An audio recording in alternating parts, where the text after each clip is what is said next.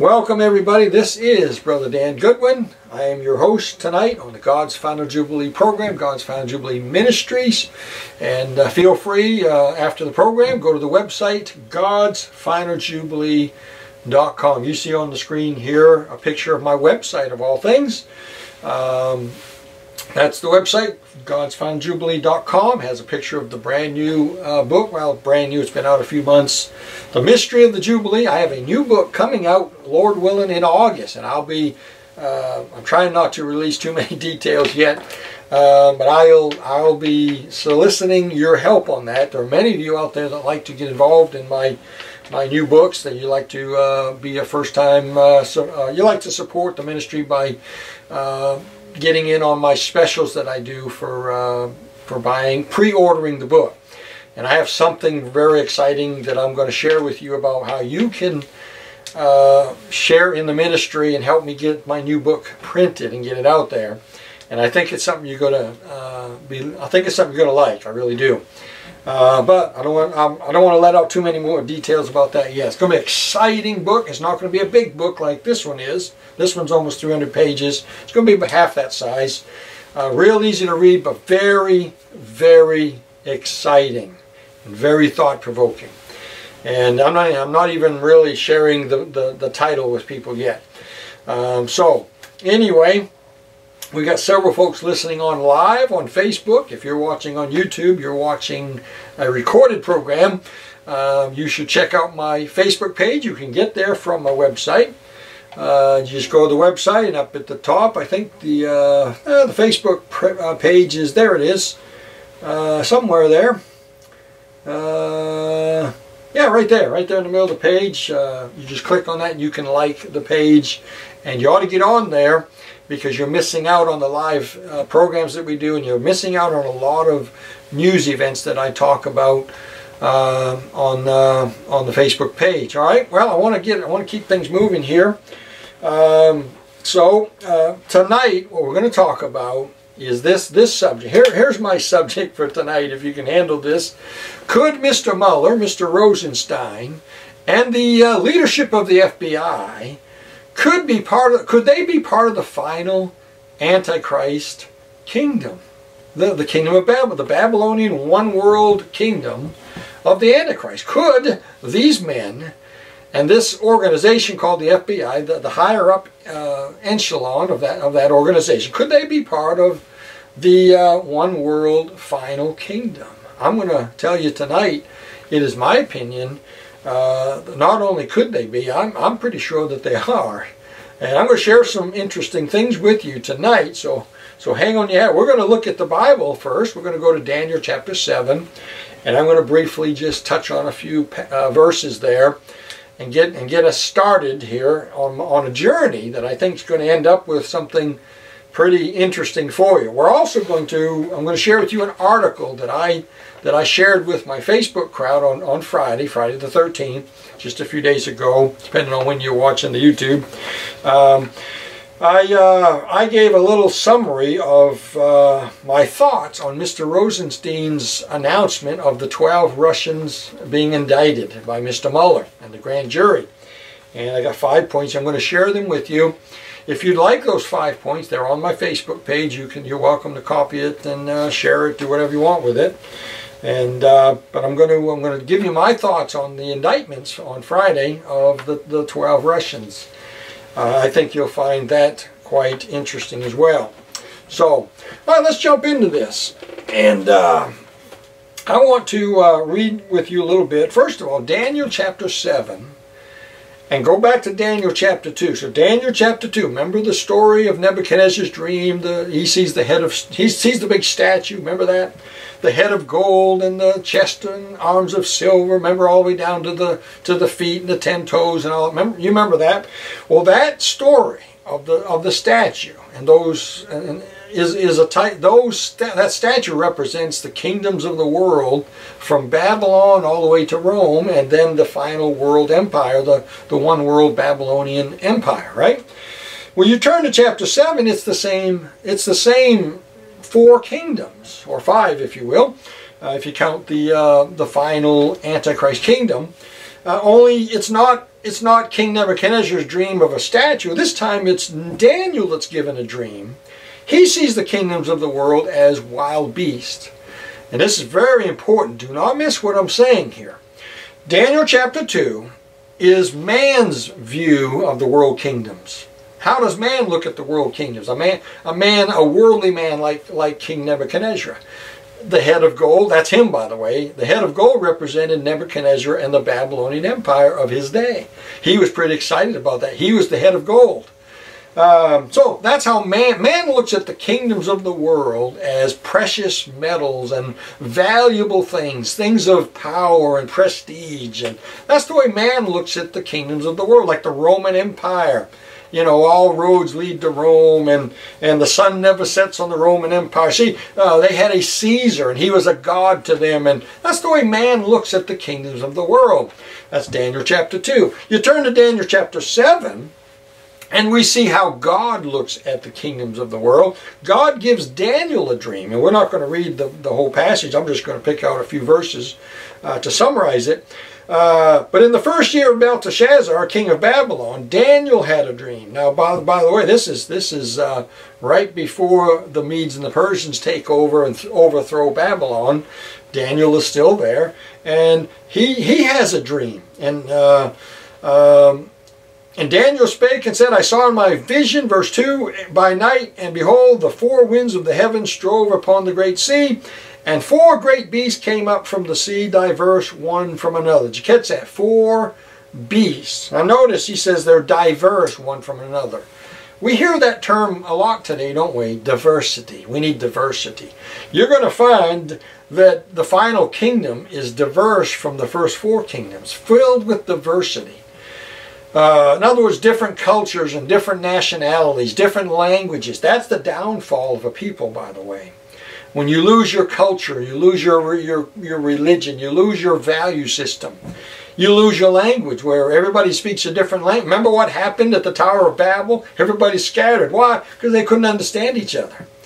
And we can't understand each other today. I've been to California twice. And I felt like I was in a foreign country.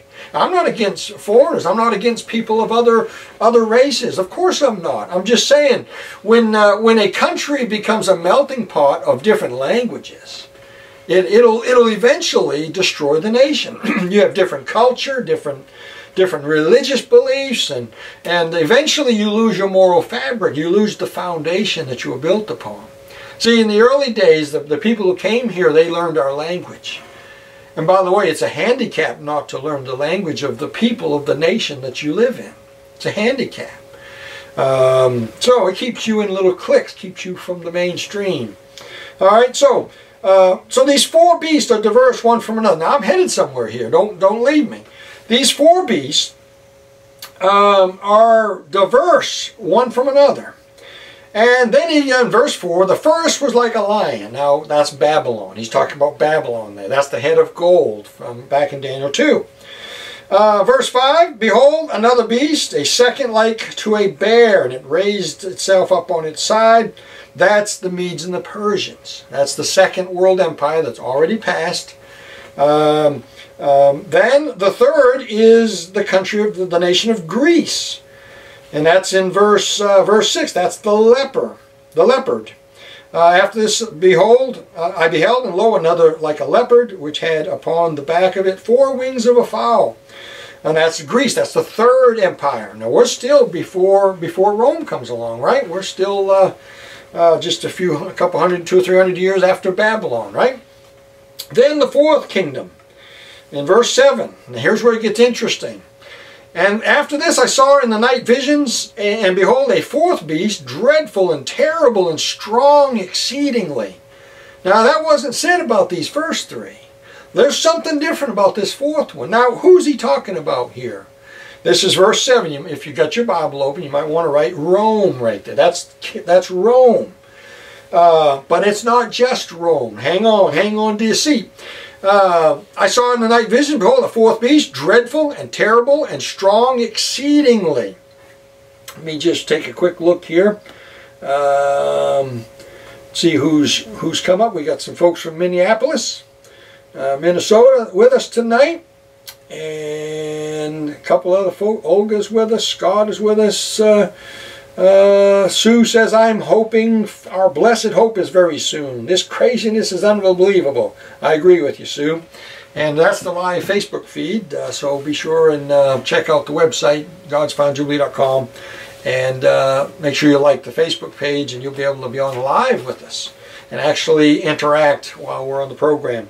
Okay, so verse 7 again. We're in Daniel chapter 7, verse 7. Still with me? This is the fourth kingdom, the fourth beast that he mentioned. Remember, in Daniel chapter 2, he talks about the statue, and there was the gold, the silver, and then the bronze, and then the toes made of clay. Remember that? And the four kingdoms of the world, and of course the fifth kingdom is the revived Roman Empire. That's the feet and the clay, right? The 10 toes there. Okay, and then so the four kingdoms, the same four kingdoms are mentioned here in Daniel's dream, only Daniel sees them differently than Nebuchadnezzar saw them.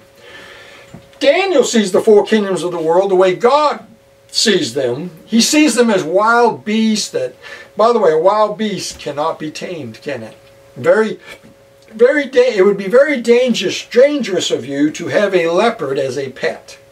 It would be very foolish of you to have a bear in your backyard chained up and you go out there and pat him. He's going to grow up one of these days, and you can't tame those things. And we'll get 1,000 emails about that. Well, you don't understand. No, you better be careful if you try to mess around with a wild animal. God uses these wild animals on purpose to show that the kingdoms of the world are not like gold and silver and precious things. They're wild beasts that have to be fed because they get hungry. And every week you got to feed them a little more. And every month they get a little bigger. And every year more tax dollars are necessary to keep that beast alive. Look at the federal government of the United States right now. It's bigger than it's ever been in history. Now, Mr. Trump has shrunk it a little bit, but it's going to take a long time to shrink that thing. And it's a voracious monster is what it is. It's a huge monster that's got to be fed with your tax dollars. That's right. And by the way, I just read the other day, record tax income in this country. Record. Every month it's a new record of receiving taxes in this country. And yet we're 20-some trillion dollars in debt and going deeper in debt every day. The debt clock is still ticking. We have not balanced the budget yet. And I'm not blaming Mr. Trump for that. I blame Congress for that. And technically, those of us who vote these rascals into Congress, we're to blame. We vote in these guys that spend all the money. What's wrong with us? Look, every 2 years you got a chance to vote the rascals out of there and put somebody in there. But, you know, what are you going to do? Okay? All right. So this fourth beast, dreadful, terrible, strong exceedingly. This is Rome. And it had great iron teeth. Rome was a magnificent empire. It was a powerful empire. That's the empire in place when Jesus comes on the scene. Right? It was the Romans that crucified Jesus at the bidding of the Pharisees and the Jewish nation. And devoured and brake in pieces and stamped the residue of the feet of it, and it was diverse from all the beasts that were before it. And it had 10 horns. Now you see the 10 toes in Daniel 2. Daniel 7 talks about 10 horns, because this is not a statue, this is an animal. This is not really an animal, it's a beast, isn't it? And it has 10 horns. And of course, that's talking about the 10 kingdoms that are going to exist in the end time. And by the way, they exist right now. In the end time, during that final 7 years, those 10 kingdoms will start out as being ruled as the one world order, and the Antichrist will take over, and it'll all become one eventually. All right, so then you go to Revelation 13, and we're not going to turn there. Revelation 13 discusses these same 4 kingdoms. 5 if you count the final Antichrist kingdom. Only Revelation 13 starts with the Antichrist kingdom and goes back. Any idea why? Because Revelation is in the future looking back. Daniel is in the past looking forward. Interesting, huh? So, with that said, we could spend all day just reading Daniel 7. The kingdoms of the world are coming together. We're in that final kingdom. By the way, Rome did not end. Rome is still here. The Roman Empire, I call it Europe. The European Empire is still here. And by the way, if you've read my books, if you read this book right here, you know that I believe America has a part to play. A big part. I sincerely believe that America is the Babylon of Revelation chapter 18. By the way, did you know there are only two places in the world that are named Babylon? This is interesting. Did you know that there's Babylon over there in the Middle East? Babylon of the Bible, that still exists. Did you know there's only one other Babylon in the world, and it's in America? Not only is it in America, it is in New York.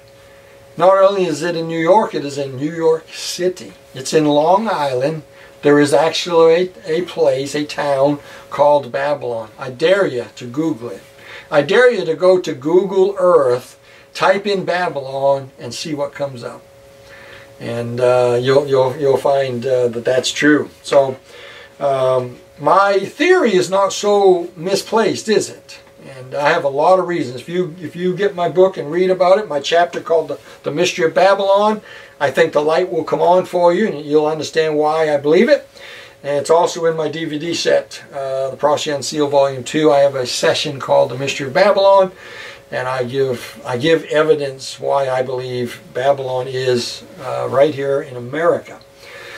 Okay, well, we're getting short on time here. Let's keep moving. So with that said, those kingdoms of the world, we're in the Roman Empire came and went, but the philosophy of Rome didn't leave.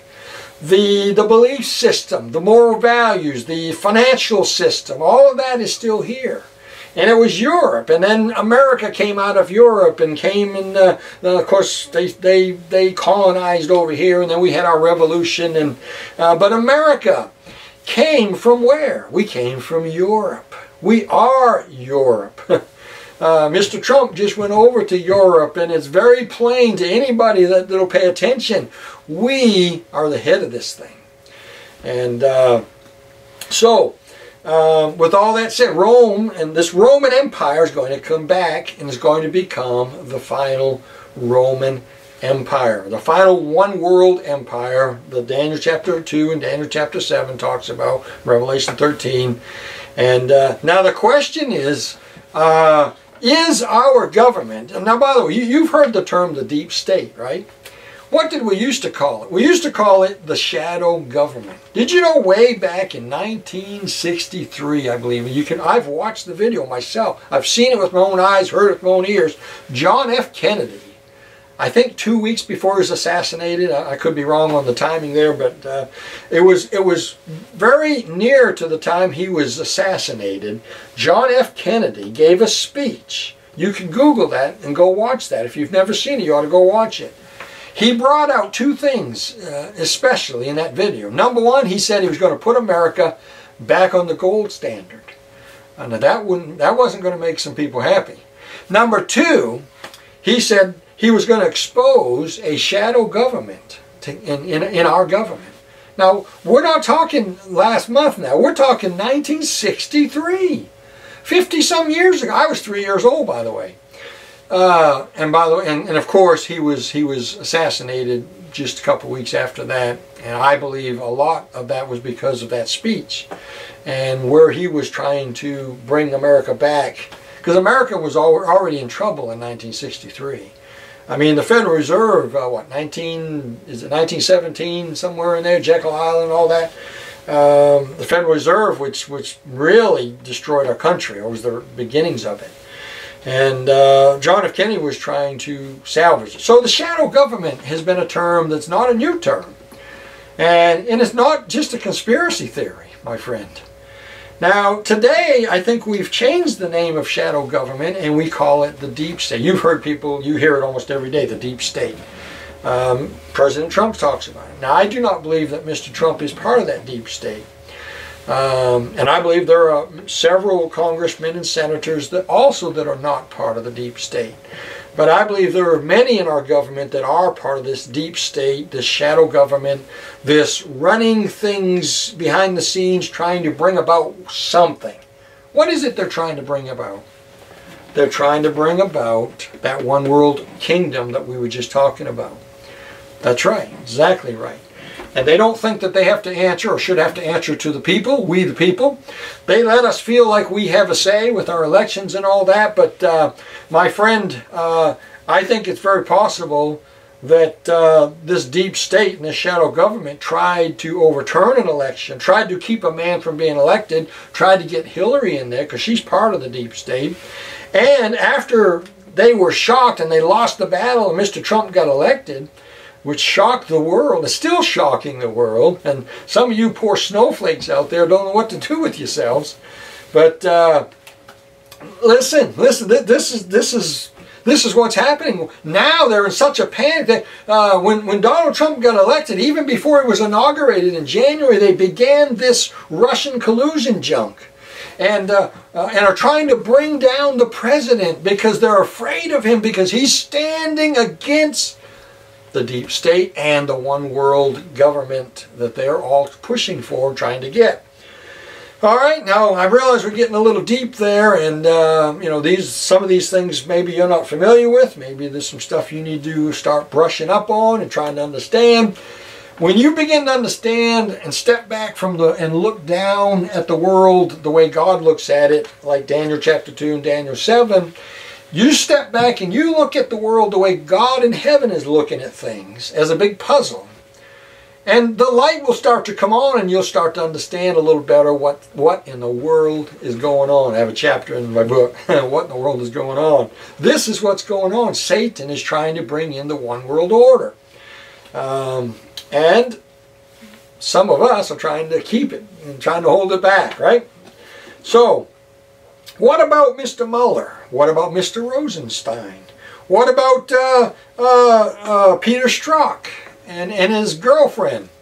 And what about all this? What about the FBI and the higher echelon? Since every one of them, from the former FBI director to it seems like Christopher Wray, who's the FBI director now, I'm not sure what to think of him. He's not helping. He's not helping release documents to bring to justice these people that have done wrong. The Inspector General report, I'm worried about that. Now he did expose some things, but he stepped back and said, I don't see anything here to worry about. Really?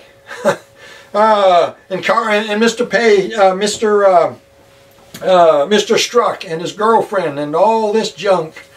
What is it, Miss Page or whatever her name was, but what about all these higher government FBI and Justice Department officials? Who are they and what are they and what are they about? I believe they're part of the deep state, which means they're part of a government behind the scenes trying to orchestrate things. They're trying to destroy Donald Trump because they want to keep us in the European Union, because the day's coming that Lord Satan, their Lord Satan, is going to bring in this one world order. And they're trying to, that's what the goals are here. And so what does this all mean? What all this means is, on Friday the 13th, just a few days ago, and I shared this on my Facebook page on Friday, but I'm going to very briefly read some highlights from the article that I wrote, that you can go to my Facebook page and actually get it and copy it off, print it off if you want, or share it. It's on my Facebook page, God's Found Jubilee Facebook page. So, what's this all about? On Friday, something happened. On Friday, I want to give you my thoughts on the live announcement from Mr. Rosenstein, who's the Assistant Attorney General, right? Who is the Attorney General? Anybody know? Now I know who it is, I'm just kidding here, but where in the world is he? All right, so Mr. Rosenstein, the Assistant Attorney General, who's the one who appointed Mr. Mueller for the witch hunt to try to destroy Mr. Trump, with no evidence at all. The witch hunt is about trying to find something. Who ever heard of starting an investigation when there first was not probable cause and some evidence to go on? And that's the problem here. There wasn't any of that, which means this is a witch hunt. And we all heard that on Thursday with Peter Strzok. We all heard that all of that, and the fact that they just wanted to destroy this president and keep him out of office. So I want to give my thoughts on the live announcement. Some of you may have watched it. It was just a few minutes long. In fact, I've got it here, right here. If I can get it up, it'll be there in a second. Well, let's see if it comes up. Anyway, here it is. Here it comes. Let's hope it's still there. Anyway, I want to give my thoughts on the Rosenstein live announcement before the whole world on live television. He marches out with all the cameras of the world there and gives his announcement about the 12 Russians that have been indicted by the grand jury, Mueller's grand jury. And we're not cooperating here for some reason. Alright, let's just leave it. It'll come up in a second. This was on Friday the 13th of all times. My first point is this. I find the timing of this announcement by Mr. Rosenstein, or Rosenstein, or whatever his name is, I find it very interesting. I find it very suspicious, I should say. Because Mr. Trump is out of the country. He just met with NATO, had a great meeting there, and showed great strength from our nation here. I guarantee you he didn't check with his boss, who is Mr. Trump, the president, who is Rosenstein's boss. He didn't check with him on the timing of this announcement. And by the way, do you think they just now finalized these indictments? Not on your life. These indictments were there. This was there for months and months and months, and I'll show you in just a minute. They had evidence on these Russians back in 2016, before Mr. Trump was even elected. And so, what's it all mean? The timing's very suspicious. Why was this news released on Friday while the president's out of the country? By the way, it was released while the president was actually in the palace with the Queen of England. And so anything to get the attention off the good stuff of our president, right? Why was it released on that day? Why could the timing be politically motivated? Of course it could be. It was the same day Miss Page was behind closed doors in a congressional committee hearing. It was one day after the explosive Peter Strzok interview.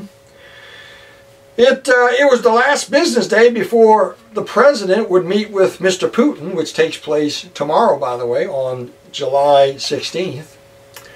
And and of course, trying to discredit him and keep him from meeting with Mr. Putin. And my page is not coming up here.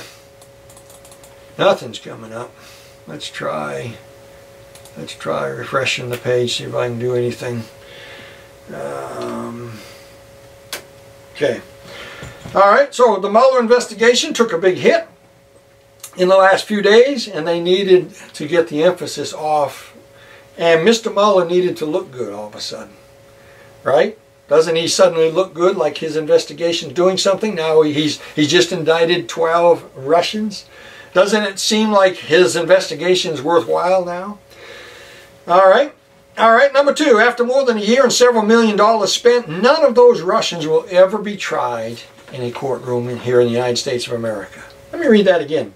After more than a year and several $1 million spent, none of those Russians, those 12 Russians, will ever be tried in a court of law here in America. Now, do you think Mr. Mueller knows that?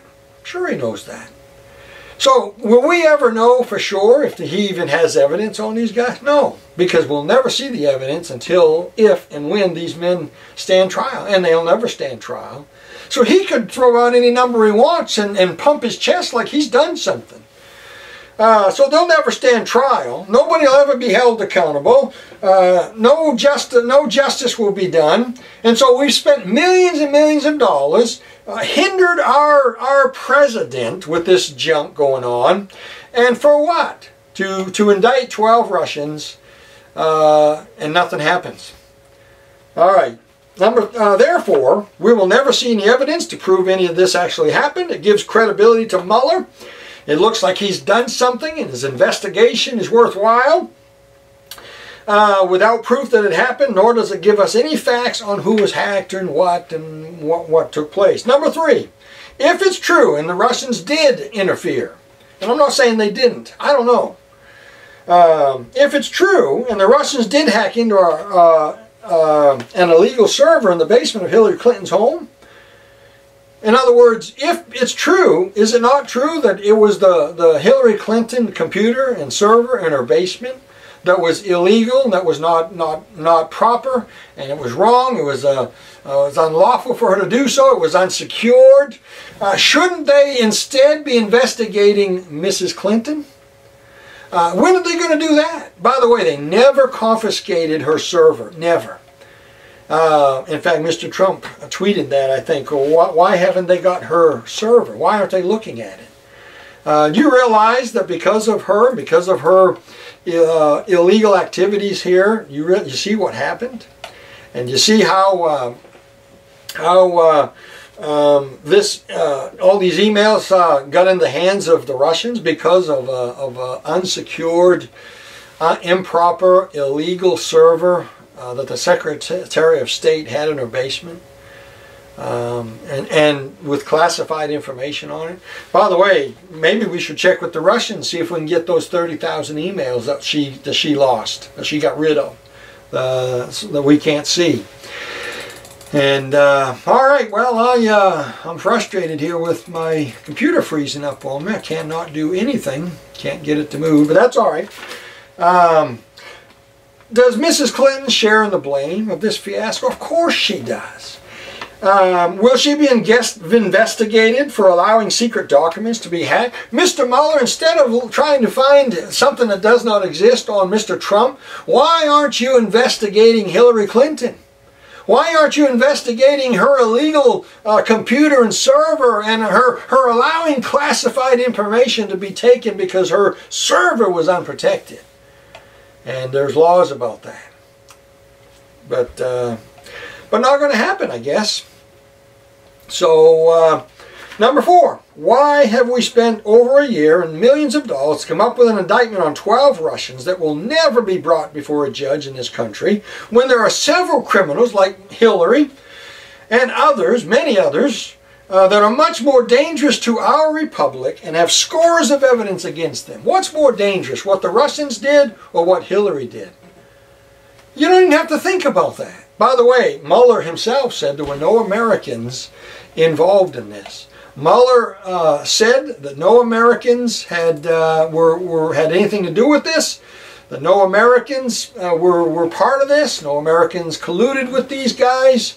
And so I say, why waste those millions of dollars on that foolishness? Why not work on uncovering the computers in people's basements, like in our government employees, like Hillary Clinton?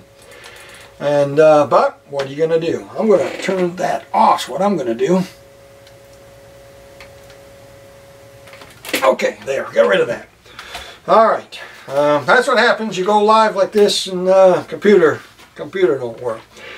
Freezes up on me. I had a couple news stories I was going to share with you. It's another news story out I was going to share with you that claims that in 2016 the Justice Department went to the president, or some FBI people went to the president, or went to the Justice Department wanting to investigate Russian interference, and the department shut them down, told them to stop. Now somebody better investigate that. See what I'm saying? The collusion's not Mr. Trump. The collusion's the higher up echelon of our FBI and the Justice Department. That's right. And if justice is served, there's people going to jail. All right. The damage to America done by Hillary and others is 100 times or 1,000 times worse than any Russian hack job. There's much more evidence, yet no indictment against anybody who's commit these unlawful acts of releasing emails and unsecure servers and all that. And I end with this. Where is Attorney General Jeff Sessions? And my sister on Friday, we was live on Facebook, and she wrote me, and my sister lives in Maine, and she said, Dan, he's in Maine. So we found him. He was in Maine doing something about opioids. And I'm not saying that the opioid drug problem is not an issue. But my goodness, Mr. Sessions, get back to Washington, roll your sleeves up and unrecuse yourself and get involved and fire some people and bring justice to this nation again. And I wrote this: Mr. Sessions' recusal has made him impotent, and he should either get back in the game or resign. All right, so all that to say this, there is a shadow government, there is a deep state, and that deep state is pushing towards what? What we know as Bible believers and as prophecy students, we know it's the coming one world empire, and I believe headed up right here in America, basically from New York, Washington, D.C. area, the Beltway there. And we rule the world already to some degree. And the deep state is all about bringing the world together under the leadership of us right here.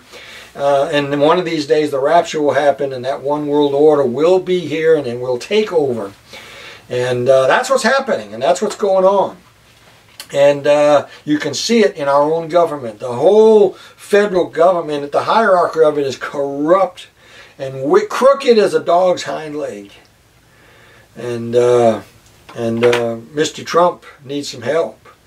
We need Mr. Sessions to come back. Or, by the way, they're possibly bringing impeachment proceedings tomorrow or the next day, or at least going to bring it before Paul Ryan.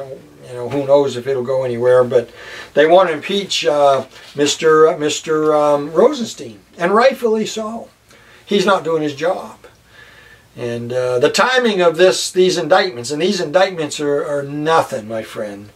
Do you want to spend millions of dollars and cripple, harm, slow to, bring all this reproach upon our president to bring indictments against Russians that'll never step foot in our courtroom? What a waste of time. What a waste of time.